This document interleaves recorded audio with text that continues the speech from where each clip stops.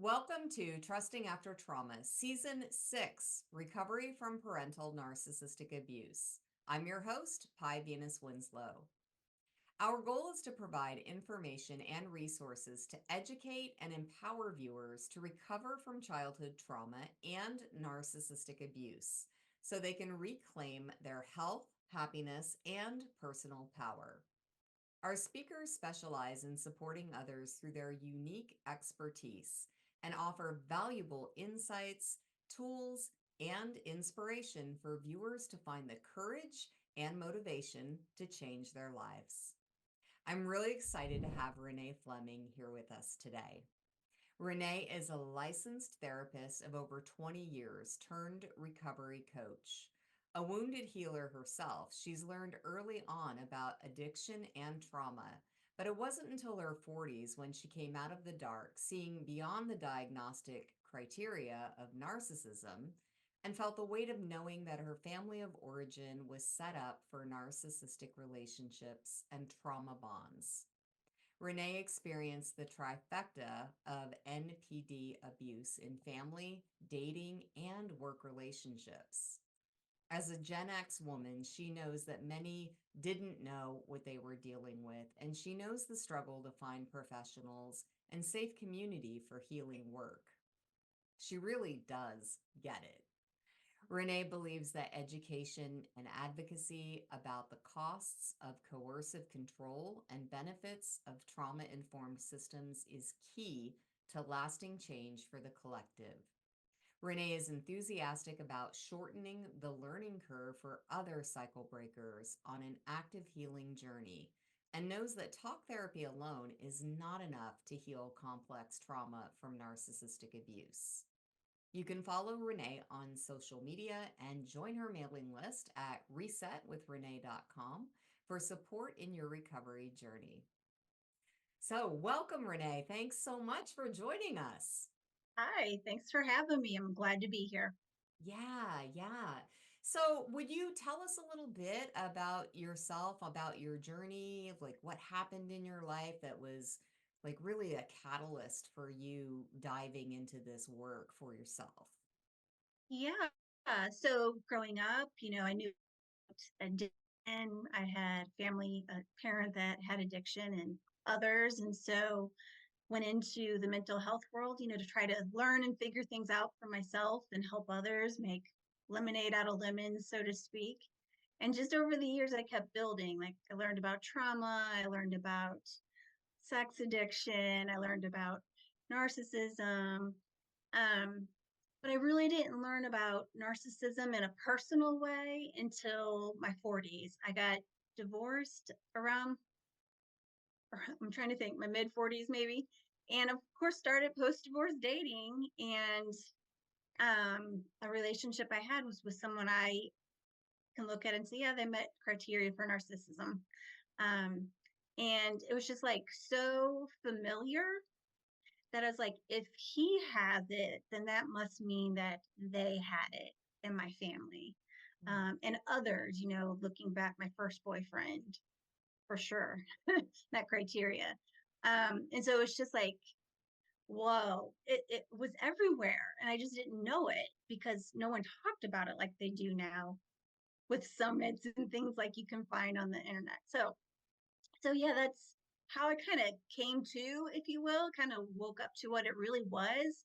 And I've often described it, it's like in school we learned about the diagnostic criteria and it's like, okay, that's reading a recipe, but until you've experienced it, it's like you haven't tasted the recipe. You know what a chocolate cake is, but you haven't tasted it and you don't know all the layers and complexity. Mm-hmm. So yeah, so that was it. And I had luckily a really good friend who was knowledgeable personally about narcissism. And so they kind of walked alongside with me as I recovered from that relationship.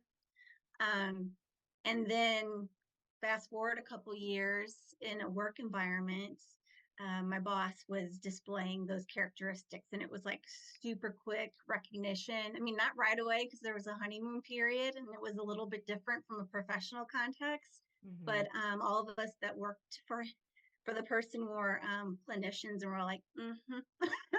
This is what it is. So unfortunately, it meant that I chose to leave that job after filing complaints with HR and EEOC. It was a very traumatic thing to happen on top of other traumatic relationships and outcomes. So, but I was glad that I knew what it was Mm-hmm.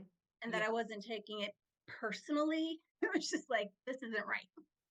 Yeah. Yeah. Yeah, Well, that is one of the benefits of doing this work on yourself, because once you can look at yourself and see like, oh, okay, now I'm looking at like the timeline and I'm understanding how it happened to me, then you're really clued in to when it does show up, because it will show up. A narcissist will pop into your life again, but you have a special knowledge, and you've also done like the internal work where um you're not going to fall for it like you did before.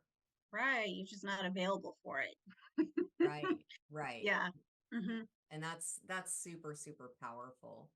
So I want to talk a little bit about narcissistic abuse, about how it erodes self-trust, but I also want to talk about like the IFS and the parts work. And Yeah, so maybe before, because I have a question that I want to ask you specifically about that, but for people who sure. may not be familiar, can you explain what IFS is in parts work? Yes, I'm so glad you asked me this question because it really ties to part of my own journey and story. Mm-hmm. Um, over the years, I'd gone to see different therapists who were lovely and supportive, but I always felt like we weren't getting deep enough for me, Mm-hmm. for what I felt like I needed, but couldn't put my finger on it. And so, as therapists, we do continuing ed, and I signed up for a weekend training on IFS. And I mean, I got goosebumps just listening to the various speakers. And I'm like, okay, this is it. I'm going to train in it. So I did. I did level 1 and level 2 back in like 2010 and 2011. And it's been huge for me personally and professionally. And yet I also felt like some shame because I couldn't quite work through in the way that they taught us the model. And I really think in hindsight, that's because of having complex trauma.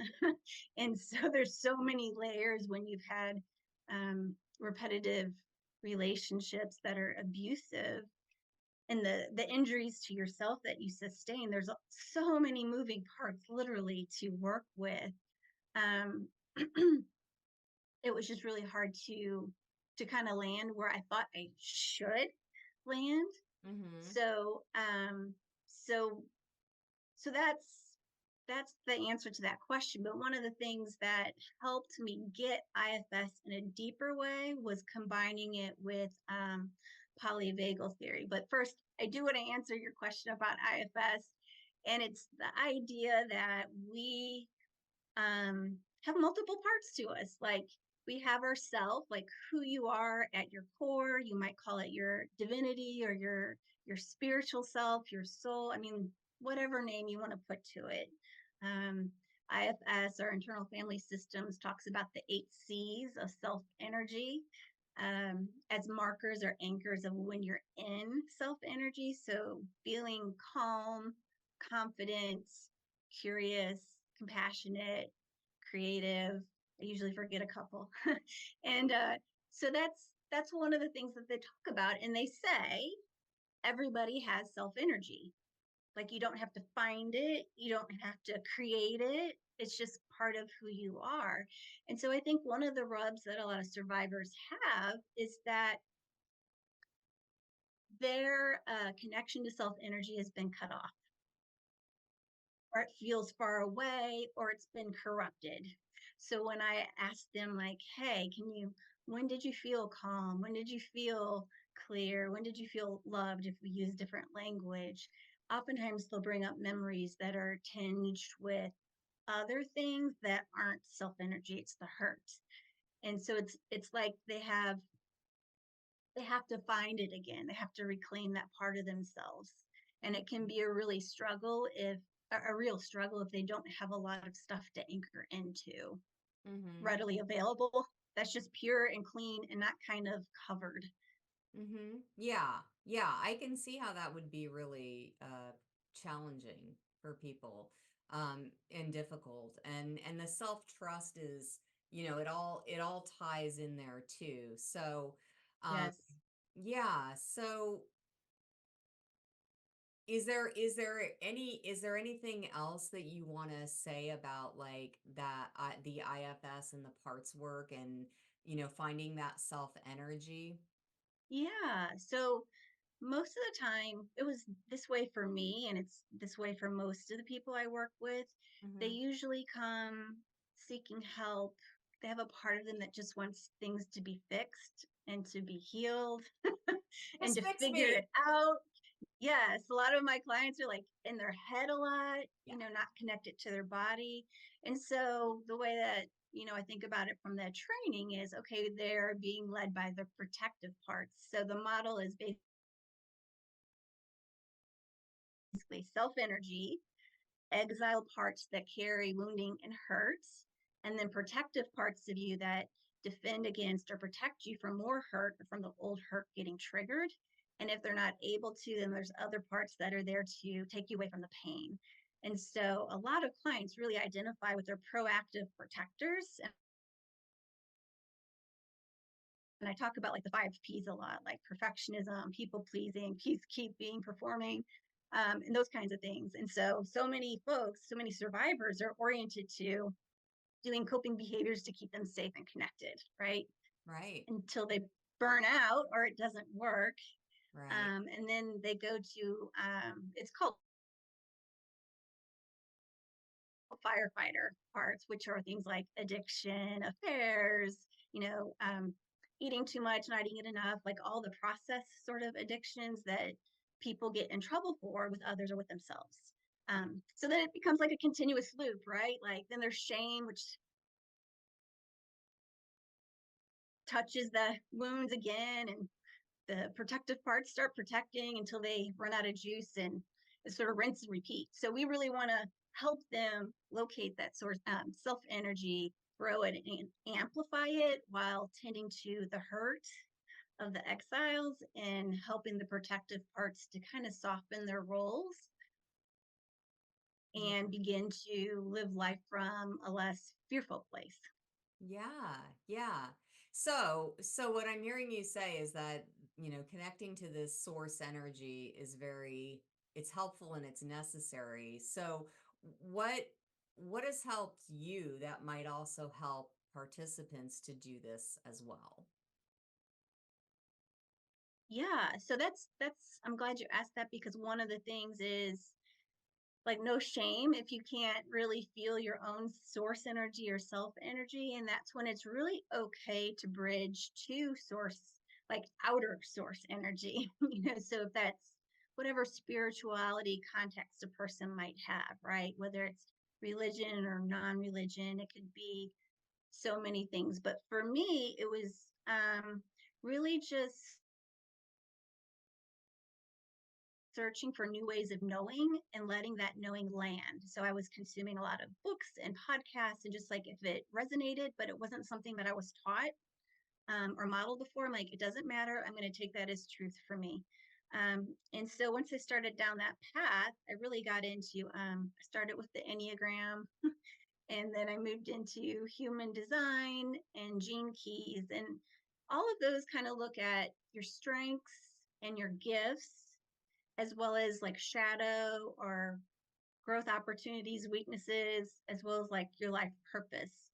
And so for folks who's lost that like orientation to their self, that's just a lovely way to kind of come back and reconnect and reclaim like, oh, I do have that gift. Oh, I am connected in this way.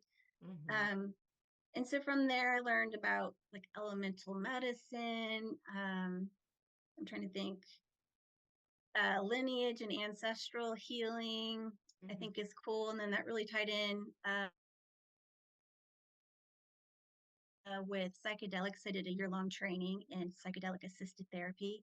Mm-hmm. And then, of course, my own personal exploration really opened up some things that you can't see, feel, or sense when you're not in that state. So, and then other things too, like astrology and tarot, and just things that really speak to me from the universe, helped that sense of connection, which is often so hard to deal with. So many people talk about like feeling disconnected and like they don't belong and they feel different. And so finding a way to connect with yourself and the universe, no matter what, can be a huge resource. Yeah, absolutely. I always say this is a spiritual journey. And so, wherever you find that, it's Yes, really important to connect to that and to do to develop your practice. I agree 100%. Yes. Yeah. Yeah. um, yeah, one of the practices that I learned is breath work, and that has surprised me just how each and every time I do it, it's like a release and a gift is received. Mhm. So, yeah, I think everyone has to build their own toolbox of practices. Yeah, yeah, absolutely. So we've talked about parts work. How can that help a recovery journey? Great question. Um, so, one of the things that really clarified for me how to help myself and how to listen to other people is knowing the energetic signature of different kinds of parts. So I'm not going to go too deep or complex, but these are the key phrases. Okay. So when you're in self energy, it's that I am, like I am loving, I am kind, I am, whatever the I am is. And then the exile parts, the parts that carry wounding, hurt, and pain, oftentimes you'll hear yourself say, I hurt. So if I look back at journals from years gone by, I mean, I can't tell you how many times I've said, I hurt or it hurts. And so that's something that I really listen for in people's words and their energy. And then the protective parts, there's a couple different flavors of that. So a real strong one is I must or I should. It's like intense. I gotta fix. I gotta make something happen. I gotta push. I gotta pull. So that's usually where a lot of my clients start. But then what happens is that tends to trigger a bit of a collapse Hmm. where they then feel like I can't or I won't. And Hmm. this really corresponds with the nervous system work too. So that's why I love how IFS kind of tracks with polyvagal, which is about your nervous system. So I love it when two systems combine and just make even more sense. Um, so we had the I must, I can't, I won't. And then the spicier one is I will destroy or I'll show you. So oftentimes when people have been victimized, they get tired of being in the victim role and want to flip the script and have power over Hmm. someone or something else, right? Right. And so, yeah, those are those energetic signatures that I really listen for. Yeah. Yeah. So now I'm really curious. Are there names for all of these different parts, these common parts that show up? Well, like in the model, they the IFS model talks about exiles, which is usually what practitioners are like, ooh, let's go help them. But the protective parts show up first and they're kind of gatekeepers. They won't let someone, even yourself, go directly there. So you work with the protectors. And there's two kinds: managers, which are the proactive ones, and firefighters, which are the reactive ones. And that's helpful, but sometimes it's confusing when people have a lot of parts, which is not uncommon when you have had a history of complex trauma or narcissistic abuse. So I focus less on that unless someone's really interested in knowing more about the model, and more on helping them identify which parts are showing up for them. So for instance, a really common part that I hear is I don't know. Like if you ask someone a question, it's just like I don't know. I don't know how to do that. I don't know. And to me, I correspond that to almost like a shutdown or a freeze state. Like if you've been shocked, if someone who has narcissism has gaslit you or betrayed you, and you've had that shocked experience and you don't know what to do because you're frozen in that moment. Mm-hmm. So, taking shame away from that and just being like, okay, so there's that part of you that is carrying the wounding of that experience. And then working with that part. Mm-hmm. Mm-hmm. So that's an example. I want to fix it. Also very common. Um, a lot of people go to helplessness as well. Yeah. Like, and that's when they're more likely to, instead of bridging self energy or drafting it from someone helpful, they're really looking for a reach. They're looking for someone else to fix it for them and make it better. And so I do think that that's a challenge and a balance of, we have to have safe attachments and people who can help us, especially when we're feeling down. And we have to have enough sense of self and authenticity. So I feel like survivors are trying to raise both of those things at the same time. So Mm-hmm. on any certain day or any certain trigger, you might need more of one than the other. Mm-hmm. Yeah. Yeah, it's definitely a journey, and it's Yes. definitely like multi-layered, and it all kind of weaves together. Yes, for Hmm. sure. Yeah, Hmm.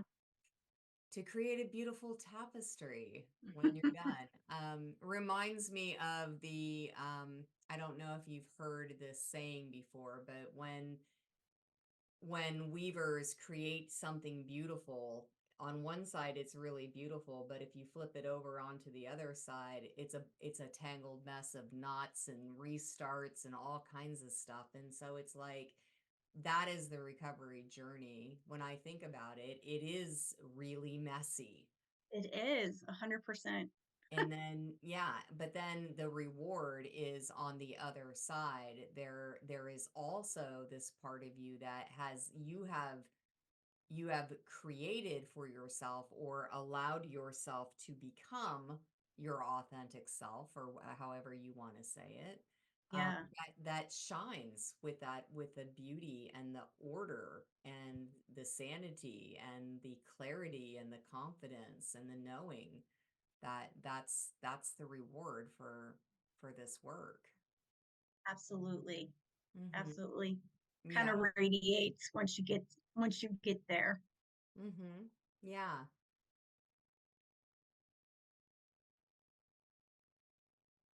Yeah. So, how can participants connect with your work? Yeah, so be happy to invite everyone to follow me. I'm on social media, Facebook, Instagram mostly, LinkedIn. I do have a podcast, Reset with Renee, on several podcast channels. And then I do coaching, virtual coaching with individuals, families, and folks in business or leadership. So there's that. Um, YouTube, I often post what I do on the podcast to YouTube. And then I do offer, I'm building courses to offer to folks, clients that are interested, or non clients, just someone who'd like to come closer with my work. So I have one for purchase now that's called Energetic Stewardship. And then currently I'm in the middle of a masterclass series called Discover You. So, and there's more planned to Okay. roll out. Yeah. Wonderful, wonderful. Well, I got one last question. You've talked about a lot of things today. We've covered a lot, and so for people who are watching, what's the one thing that you really want people to take away from our conversation today? Okay. Great question. I would say there's nothing wrong with you. I often heard this, you have everything you need to heal inside. And it's okay to also want or need or support. Mm-hmm. Yeah. I, yeah. So one of the phrases I've learned on my healing journey is I'm okay no matter what. And so that would be one thing I would want folks to like anchor into as much as possible or borrow or draft from me when they're feeling like I don't have it. It's not okay. But okay, you can feel that way, but you are okay. Mm-hmm. So, and it'll be okay. Even if it's not great, it's still going to be okay. Mm-hmm. Yeah. Yeah. Yeah. I'm okay no matter what. Yes. I'm okay no matter what. Okay. Hmm. That is the mantra. I'm Yes. okay no matter what. Very powerful, very soothing. Just me saying that right now, I'm like, oh, Yes. Yes. The sigh that comes after you acknowledge that. Yeah. yeah, yeah, Unless your part's activated, which then that's a nice trailhead for conversation. Yeah. yeah, Yeah. yeah. All right. Well, you've got a free gift to offer our viewers. I'm so excited that you're offering this. Can you tell us a little bit about it? Yeah, sure. So y'all are invited to watch an hour presentation. It's in the Discover You series, and it's where you look at your human design. So you can pull a human design chart for free on the internet. You Google human design free chart. You do need to know your birthday, your location of your birth. It'll ask for the time of birth. So sometimes folks go looking for their birth certificate before they can do that. But then it'll give you this really interesting looking body graph chart and a whole bunch of new language, which is so fun and yet a little overwhelming. So we just go over the basics of human design in that class. And I've had so much fun doing that with my clients. It's a way for them to be like, ah, that thing I do, it's not a weakness, it's actually a strength. Or, oh, you know, people have teased me or given me a hard time about this all the time, but this is actually a superpower. Mhm. So it's just been a really empowering yet light and fun way to reconnect and reclaim. So, yeah, I hope you all will check it out. Yeah, absolutely. So, yes, I want to encourage everybody who's watching this interview today to go ahead and click on the link that we're providing so you can get signed up for that Discover You Masterclass on human design. Thank you so much, Renee, for that generous gift and for sharing your expertise and your time and experience with us today. My pleasure. It's lovely to connect with you and with the participants. And, I feel like we're all in this together. Like each person doing better helps us collectively do better. So I'm here for it. Absolutely. Absolutely. So thank you. Thank you. And I want to thank everybody who's joining us for Trusting After Trauma Season 6. We hope that you enjoy this journey with our experts on how we can recover from parental narcissistic abuse and heal our body, mind, and spirit to live joyful, authentic lives.